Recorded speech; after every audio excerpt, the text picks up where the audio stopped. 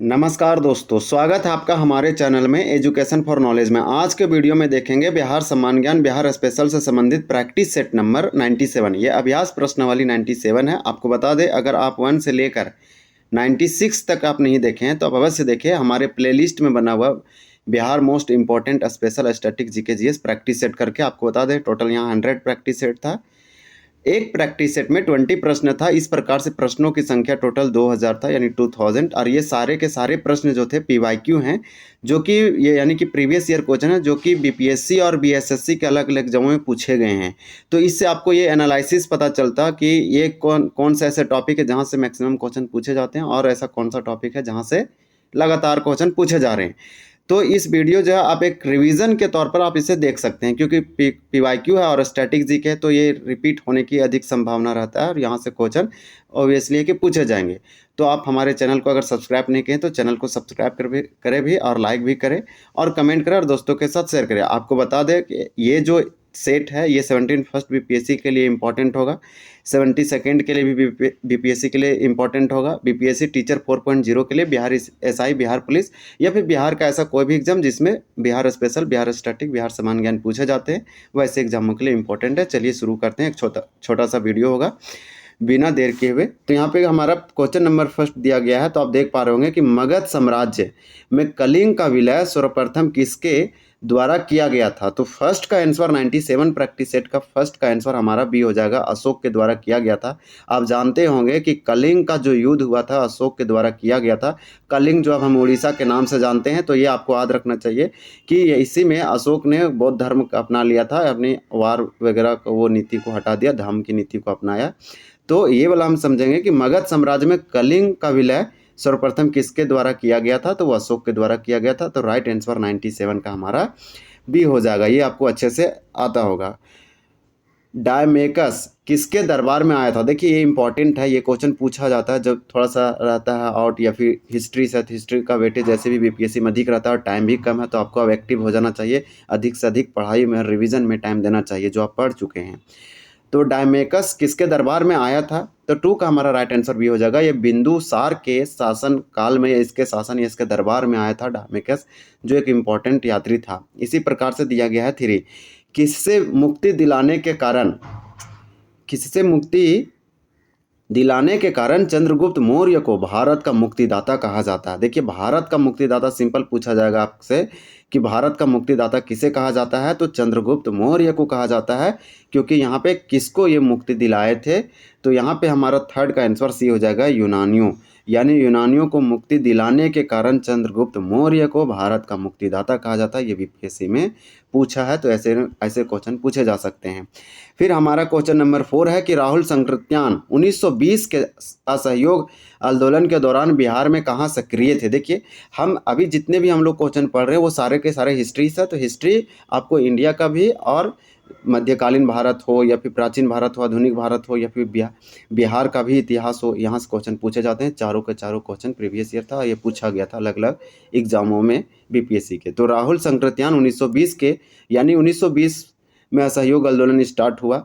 इसमें राहुल संकृत्यान के दौरान बिहार में कहाँ सक्रियता थे, एक्टिव थे। तो 4 का हमारा राइट आंसर हो जाएगा, छपरा से ये जो असहयोग आंदोलन एंड कोऑपरेशन मूवमेंट, इसका ये नेतृत्व किए थे। इसी प्रकार से क्वेश्चन 5 है, 1947 में दिल्ली में हुए भारतीय राष्ट्रीय कांग्रेस के अधिवेशन की अध्यक्षता किसने की। जब 1947 का दिल्ली में हुआ भारतीय राष्ट्रीय कांग्रेस का अधिवेशन, इंडियन नेशनल कांग्रेस का अधिवेशन दिल्ली में होता है 1947 में। इस समय इसके प्रेसिडेंट या फिर अध्यक्ष किसने किए थे, या अध्यक्षता किसके हाथ में था। तो हम लोग देखेंगे 5 का ऑप्शन।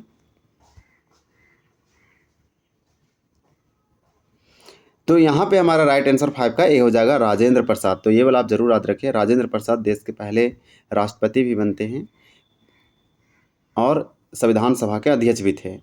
इसी प्रकार से क्वेश्चन नंबर 6 है कि बिहार के सबसे बड़ी नदी परियोजना कौन सी है। बिहार की सबसे बड़ी नदी परियोजना आपसे पूछा जा रहा है। तो 6 का हमारा राइट आंसर सी हो जाएगा, ये गंडक है। बिहार की सबसे बड़ी नदी परियोजना गंडक नदी है। तो ये वाला इंपॉर्टेंट आप याद रखें, गंडक नदी नॉर्थ बिहार का एक रिवर है। कम्फेड की स्थापना कब हुआ, तो कम्फेड की स्थापना जो हुआ था वो हुआ था 1983 में। 1983 में कम्फेड की स्थापना किया गया था। क्वेश्चन नंबर दिया गया है 8, तसर विकास योजना की शुरुआत किस वित्तीय वर्ष में हुई थी। तो 8 का हमारा राइट आंसर हो जाएगा सी, यानी 2012-13 ईस्वी में तसर विकास योजना का शुरुआत किया गया था, वित्तीय वर्ष था 12-13। तो देखिए ये क्वेश्चन तो नहीं आ सकता है, लेकिन हम इस क्वेश्चन से ये समझ सकते हैं कि योजना वाला जितनी है, डेवलपमेंट योजना, विकास योजना, जो सरकार पॉलिसी लाती है, योजना लाती है, वो उसको हमें पढ़ना है, अपडेट रहना है करंट अफेयर से, क्योंकि योजना से तो क्वेश्चन पूछे जाते हैं, तो इससे ये पता चलता है। तो ये इस टॉपिक को आप कंप्लीट करें। बिहार में कहाँ जूट पार्क का स्थापना की गई, ये क्वेश्चन इंपॉर्टेंट है, पूछा जाएगा। जूट है तो जूट का कहाँ पे सबसे अधिक प्रोडक्शन होता है, तो 9 का हमारा राइट आंसर ए हो जाएगा, पूर्णिया। यानी कि आप उत्तर पूर्वी में जाएंगे तो बिहार में जूट बहुत अच्छे से इसका होता है खेती वगैरह, तो बिहार में जूट पार्क की स्थापना पूर्णिया में किया जाएगा, तो राइट आंसर हो जाएगा हमारा ए। फिर है 10 number question, central leather research institute कहाँ स्थित है। तो देखिए सेंटर लेदर रिसर्च इंस्टीट्यूट है, तो 10 का हमारा राइट आंसर डी हो जाएगा। ये चेन्नई में है सेंट्रल लेदर रिसर्च इंस्टीट्यूट, ये आप मार्क लगा लीजिए, इंपॉर्टेंट है। लेदर रिसर्च इंस्टीट्यूट कहाँ पे है, चेन्नई में है, चेन्नई कैपिटल है तमिलनाडु का। औद्योगिक निवेश प्रोत्साहन नीति 2016, औद्योगिक निवेश प्रोत्साहन नीति, देखिए औद्योगिक में निवेश करने के लिए सरकार ने प्रोत्साहन नीति लाया कि आप उद्योगों में निवेश कीजिए, हम उसके लिए आपको प्रोत्साहन करते हैं, हम आपको बेनिफिट देंगे। तो बिहार में जो भी औद्योगिक लगाएगा सरकार उसको प्रोत्साहन देगी। इसी प्रकार से यहाँ पे नीति बना, औद्योगिक निवेश प्रोत्साहन नीति कब बना, 2016 में। आर्थिक विकास दर कितने प्रतिशत निर्धारित की गई, तो 11 का राइट आंसर हमारा सी हो जाएगा, 15%, यानी 15%, तो राइट आंसर सी। प्रसिद्ध चीनी यात्री फहियान ने मगध सम्राट चंद्रगुप्त के राज प्रसाद को क्या कहा था। तो देखिए चीनी यात्री था फहियान, ये मगध सम्राट चंद्रगुप्त के दरबार में आया था, या फिर आप बोल सकते हैं कि मगध सम्राट चंद्रगुप्त के राज प्रसाद को ये क्या कहा था। तो 12 का राइट आंसर ये हो जाएगा, देव निर्मित कहा था, देव निर्मित कहा था फहियान, जो चीनी यात्री था। फिल्म सिटी का निर्माण बिहार में कहाँ होना प्रस्तावित है, तो ये पुराना करंट अफेयर है, तो हमारा 13 का राइट आंसर यहाँ हो जाएगा डी, यानी कि राजगीर में फिल्म सिटी, बिहार में फिल्म सिटी का निर्माण राजगीर में प्रस्तावित था। अब हम लोग क्वेश्चन नंबर 14 देखेंगे।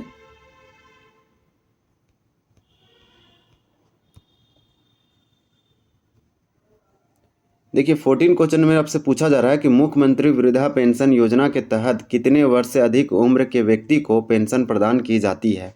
तो 14 का राइट आंसर सी हो जाएगा। 60 वर्ष से जो भी व्यक्ति ओल्ड है या 60 वर्ष से प्लस है, उस व्यक्ति को मुख्यमंत्री वृद्धा पेंशन योजना दिया जाता है, इसका लाभ उनको मिलता है। इसी प्रकार से नेक्स्ट क्वेश्चन है क्वेश्चन नंबर 15, भारत में वित्त आयोग के गठन का प्रावधान संविधान के किस अनुच्छेद में है। तो देखिए यहाँ पे वित्त आयोग यानी फाइनेंस कमीशन का बात किया जा रहा है। वित्त आयोग का गठन एवरी 5 ईयर्स में किया जाता है भारत के राष्ट्रपति के द्वारा, और इसका आर्टिकल पूछा जा रहा है। ये लगातार ऐसे टॉपिक से क्वेश्चन बीपीएससी में पूछा जाता है, खास करके पीटी में। तो यहाँ 15 का हमारा राइट आंसर सी हो जाएगा। अनुच्छेद 80 भारत के संविधान में उल्लेख किया गया है, ये संवैधानिक आयोग है या कॉन्स्टिट्यूशनल बॉडी है वित्त आयोग, और भारत के संविधान में जिक्र है कि 280 के तहत भारत में एक वित्त आयोग होगा केंद्र लेवल पे। तो वित्त आयोग की स्थापना जो है, अपॉइंट जो किया जाता है, ये हमारे भारत के राष्ट्रपति यानी प्रेसिडेंट के द्वारा किया जाता है। इसमें टोटल 5 लोग होते हैं, एक अध्यक्ष, 4 मेंबर होते हैं, तो ये वाला आप जरूर याद रखें। इसका राइट आंसर हो जाएगा 280 आर्टिकल।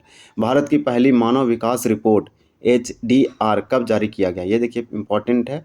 भारत की पहली मानव विकास रिपोर्ट, यानी कि भारत की ये पहली था ह्यूमन डेवलपमेंट रिपोर्ट HDR, इसको कब जारी किया गया था। तो 16 का हमारा राइट आंसर बी हो जाएगा, 2002 में। इसी प्रकार से दिया गया है क्वेश्चन नंबर 17, भारत में राष्ट्रीय आय समको का आकलन किसके द्वारा किया जाता है। तो भारत में राष्ट्रीय आय समको का आकलन किसके द्वारा किया जाता है। तो 17 का राइट आंसर बी हो जाएगा, CSO, सेंट्रल स्टैटिक ऑफिस के द्वारा किया जाता है। यहाँ राइट आंसर हो जाएगा हमारा बी। क्वेश्चन नंबर 18 है, द्वीप विकास प्राधिकरण आइलैंड डेवलपमेंट अथॉरिटी का अध्यक्ष कौन होता है। तो इसका राइट आंसर हो जाएगा 18 का हमारा सी, प्रधानमंत्री होता है आइलैंड डेवलपमेंट अथॉरिटी का प्रेसिडेंट या अध्यक्ष। क्वेश्चन नंबर 19 है इस सेट का, भारत का बैंक नोट प्रेस कहाँ स्थित है। तो भारत का बैंक नोट प्रेस कहाँ पे है। तो 19 का राइट आंसर बी है, देवास में है।